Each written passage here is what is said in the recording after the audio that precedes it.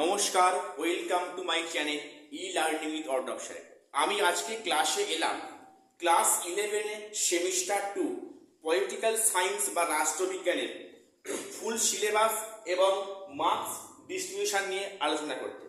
দেখো, তোমাদের পড়াশোনা শুরু করার আগে কিন্তু যে কোনো সাবজেক্টে সিলেবাসটা কিন্তু থরলি পাঠ করতে হয়।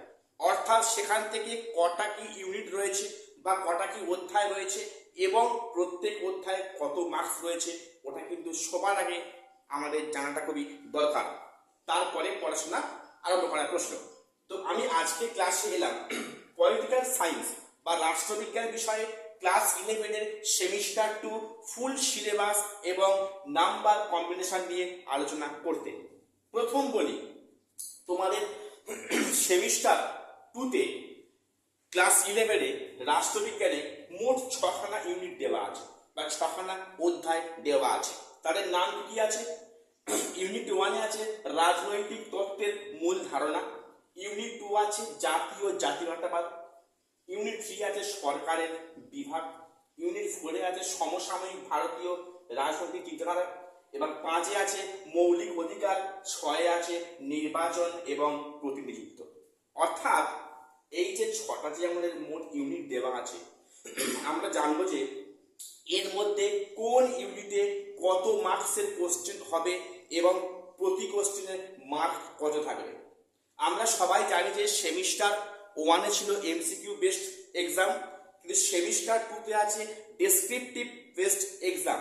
অর্থাৎ তোমাদের কিন্তু পলিটিক্যাল সায়েন্সে 2 মার্কসের প্রশ্ন হয়, 4 মার্কসের প্রশ্ন হয় এবং 6 মার্কের কোশ্চেন হয়। 2 মার্ক, 4 মার্ক এবং 6 মার্কের কোশ্চেন তোমাদের হয়। আমি আজকে বলবো কোন চ্যাপ্টারে 2 মার্কসের, 6 মার্কের এবং 4 মার্কের কোশ্চেন আছে এবং সেটা কত আছে। আমরা সবাই জানি কি 40 মার্কসের এক্সাম হয়, ঠিক আছে। প্রথম বলি রাজনৈতিক তত্ত্বের মূল ধারণা, এই অর্থাৎ ইউনিট 1 থেকে কোশ্চেন হয় 2 মার্কসের এবং 6 মার্কের। দেখে নাও, এখানে 2 মার্কসের একটা কোশ্চেন করতে হয় যেখানে থাকে 2 নাম্বার। 2 মার্কসের একটা কোশ্চেন করতে হয় যেখানে থাকে 2 নাম্বার। এখানে কিন্তু 6 মার্কের একটা কোশ্চেন করতে হয় যেখানে থাকে 6 নাম্বার। অর্থাৎ ইউনিট 1 থেকে তোমাদের মোট এক্সামে 8 নম্বরের কোশ্চেন আসবে। 2 মার্কসের একটা করতে হবে এবং 6 মার্কের একটা করতে হবে।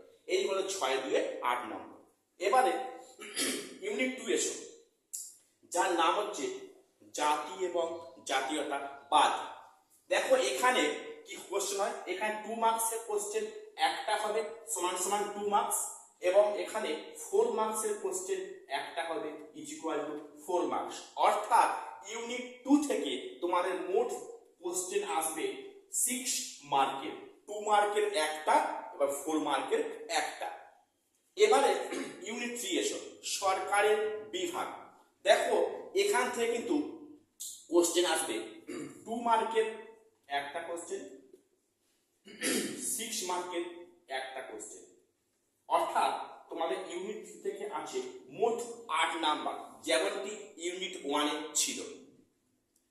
এবারে এসো ইউনিট 4-এ, নাম কি সমসাময়িক ভারতীয় রাজনৈতিক চিন্তাধারা।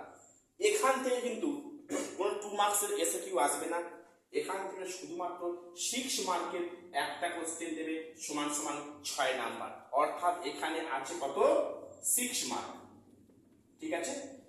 এখান থেকে কিন্তু কোনো এসকিউ প্রশ্ন আসে না। এরপর এসো ইউনিট 4-এ, ইউনিট 4-এ কি আছে মৌলিক অধিকার। দেখো এখান থেকে কিন্তু 2 মার্কের কোশ্চেন একটা করে যেখানে 2 মার্কস থাকে এবং এখানে 4 মার্কসের কোশ্চেন একটা থাকে যেখানে থাকে 4।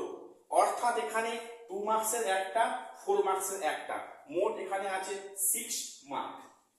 এবং লাস্ট এসো ইউনিট 6, যেখানে আছে নির্বাচন ও প্রতিনিধিত্ব।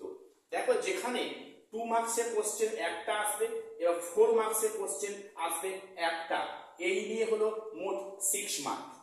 তাহলে আমরা কি দেখলাম, ইউনিট 1-এ আছে 8 মার্ক, ইউনিট 2-তে আছে 6 মার্ক, ইউনিট 3-তে আছে 8 মার্ক, ইউনিট 4-এ আছে 6 মার্ক, ইউনিট 5-এ আছে 6 মার্ক, ইউনিট 6-এ আছে 6 মার্ক। দেখো তো যোগ করে 40 হচ্ছে কিনা। 8 এ 6 14, আচ্ছা 14 6 20, 8 এ 28, 28 এ 12, 40 মার্কস। অর্থাৎ এই 6টা ইউনিটে মোট আছে 40 মার্কস। আশা করি প্রত্যেককে বুঝতে পারলো। এটা জানাটা কিন্তু প্রত্যেকের কাছে এসেনশিয়াল, কারণ আমার যে কোনো সাবজেক্টে কিন্তু পড়াশোনা করার আগে আমাকে জানতে হবে সেই সাবজেক্টের মধ্যে কতগুলো ইউনিট দেওয়া আছে বা অধ্যায় দেওয়া আছে এবং প্রতি ইউনিটে কত করে মার্কস রয়েছে। তো আমি আজকে আলোচনা করলাম রাষ্ট্রবিজ্ঞান নিয়ে বা পলিটিক্যাল সায়েন্স নিয়ে। আমি কিন্তু আবার তোমাদের হিস্ট্রি, জিওগ্রাফি, এডুকেশন, বেঙ্গলি এবং ইংলিশ নিয়ে আলোচনা করব। তবে বলে রাখি, আমি ইংলিশ সম্বন্ধে ইংলিশ সাবজেক্টটা সিলেবাস আমি অলরেডি ভিডিও পোস্ট করেছি, যা দেখোনি অবশ্যই দেখে নেবে। আর আমার এই চ্যানেলটিকে যদি তোমাদের হেল্পফুল মনে হয় অবশ্যই চ্যানেলটিকে সাবস্ক্রাইব করে আমাদের পাশে থাকবে। আর অবশ্যই তোমরা ভিডিও কমেন্টে লিখবে আজকে তোমাদের ভিডিওটা কেমন লাগলো।